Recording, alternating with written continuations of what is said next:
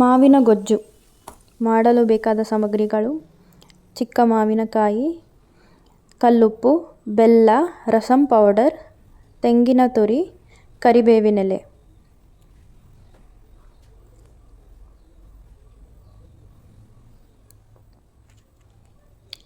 ಮಾವಿನಕಾಯಿಯನ್ನು ಹೀಗೆ 4 ಕಡೆ ಸಣ್ಣದಾಗಿ ಸೀಳಿಕೊಳ್ಳಬೇಕು.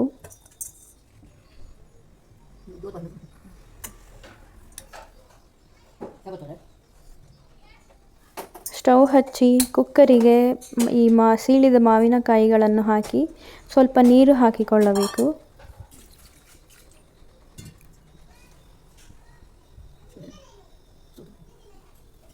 ಅದಕ್ಕೆ ಕಲ್ಲುಪ್ಪು, ಅರಶಿಣ,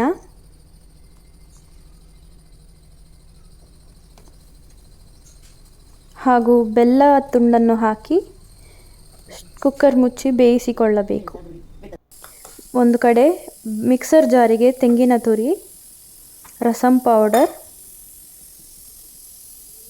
ಹಾಗೂ ಕರಿಬೇವಿನೆಲೆಗಳನ್ನು ಹಾಕಿ ಮಿಕ್ಸರ್ನಲ್ಲಿ ರುಬ್ಬಿಕೊಳ್ಳಬೇಕು. ತರಿತರಿಯಾಗಿ ರುಬ್ಬಿಕೊಂಡರೆ ಸಾಕು. ಕುಕ್ಕರ್ನಲ್ಲಿ ಮಾವಿನಕಾಯಿ ಹೀಗೆ ಬೆಂದಿರುತ್ತದೆ. ಅದನ್ನು ತೆಗೆದು ನೀರನ್ನು ಸೆಪ್ರೇಟಾಗಿ ಎತ್ತಿಟ್ಟುಕೊಳ್ಳಬೇಕು.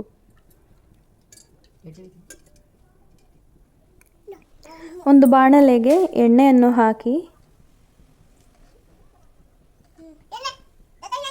ಎಣ್ಣೆ ಬಿಸಿಯಾದ ನಂತರ ಸಾಸಿವೆ, ಉದ್ದು, ಕರಿಬೇವಿನೆಲೆ ಹಾಗೂ ಒಣಮೆಣಸಿನಕಾಯಿಯನ್ನು ಹಾಕಿ ಫ್ರೈ ಮಾಡಿಕೊಳ್ಳಬೇಕು.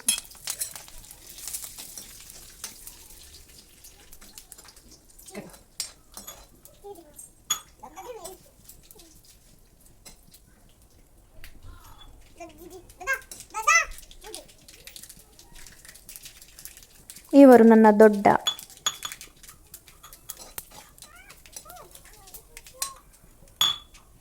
ಫ್ರೈ ಆದ ಮೇಲೆ ಬಾಯ್ಲ್ಡ್ ಮ್ಯಾಂಗೋಸ್ನ ಹಾಕಿ ಹಾಗೆ ಕುಕ್ಕರಲ್ಲಿ ಉಳಿದಿದ್ದಂತಹ ನೀರನ್ನು ಕೂಡ ಹಾಕಬೇಕು.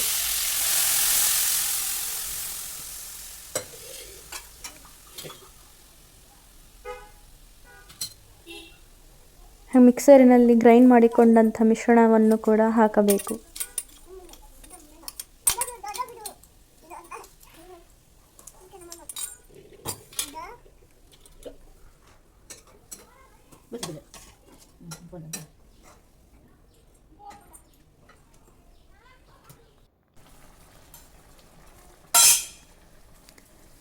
ಹೈ ಫ್ಲೇಮ್ನಲ್ಲಿ ಬಾಯ್ಲ್ ಮಾಡಿ ಮೀಡಿಯಂ ಫ್ಲೇಮ್ನಲ್ಲಿ ನೀರು ಆವಿಯಾಗೋ ತನಕ ಫ್ರೈ ಮಾಡಿಕೊಳ್ಳುತ್ತಿರಬೇಕು. ಇವಳು ಬೆಲ್ಲಕಳ್ಳಿ ಗಾನವಿ.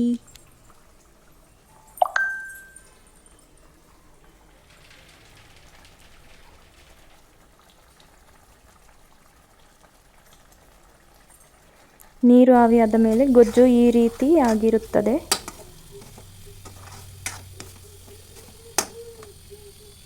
ಸ್ಟವ್ ಆಫ್ ಮಾಡಿಕೊಂಡು